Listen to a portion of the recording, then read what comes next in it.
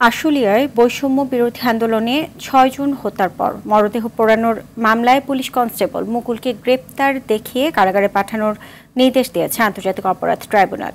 ট্রাইব্যুনালের chief prosecutor Tajul Islam বলেন, আশুলিয়ার ঘটনাসহ জুলাই-আগস্ট হত্যাকাণ্ডে জড়িত কাউকেই ছাড় দেওয়া হবে না। বিস্তারিত অধরা ইয়াসমিনের রিপোর্টে।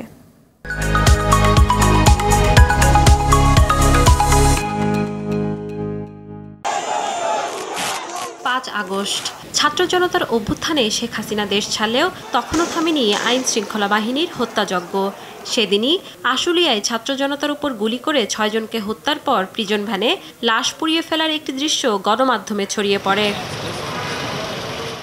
বর্বর এই হত্যাকাণ্ডের সঙ্গে জড়িত ব্যক্তিদের বিচারের মুখোমুখি করতে গেল ১১ই সেপ্টেম্বর আলাদা একটি মামলা করা হয় আন্তর্জাতিক অপরাধ ট্রাইব্যুনালে। ঘটনায় জড়িত থাকার অভিযোগে ঢাকা ১৯ আসনের সাবেক সংসদ সদস্য ও ৪ পুলিশের বিরুদ্ধে গ্রেপ্তারি পরোয়ানা জারির আবেদন করে প্রসিকিউশন। শুনানি শেষে অভিযুক্তদের গ্রেপ্তারের নির্দেশ দেয় ট্রাইব্যুনাল।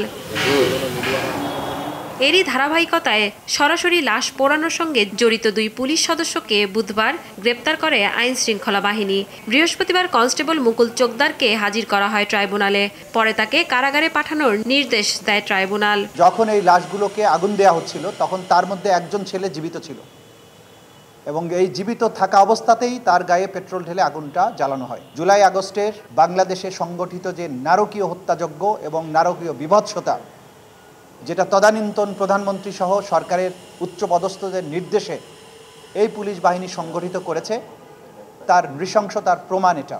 জুলাই আগস্ট হত্যাকাণ্ডের তথ্য প্রমাণ ধামাচাপা দিতেই এই হত্যাযজ্ঞ চালানো হয় বলে জানান ট্রাইব্যুনালের চিফ প্রসিকিউটর। বলেন, তদন্তে হত্যাকাণ্ডের নির্দেশদাতা হিসেবে সাবেক প্রধানমন্ত্রী শেখ হাসিনার নাম এসেছে। আমরা যদি এই অপরাধগুলো প্রমাণ করতে চাই যে প্রধানমন্ত্রীর নির্দেশটা বাস্তবায়নটা কিভাবে হয়েছে, সেই জন্য এই গ্রাউন্ড লেভেলের এবং নিষ্ঠুরতম কাজ যারা করেছে এদের কয়েকটাকে আমরা ধরেছি। জুলাই আগস্টে গণহত্যার অভিযোগে করা মামলার আসামিদের গ্রেপ্তারে আরও সক্রিয় হওয়ার আহ্বান চিফ প্রসিকিউটরের।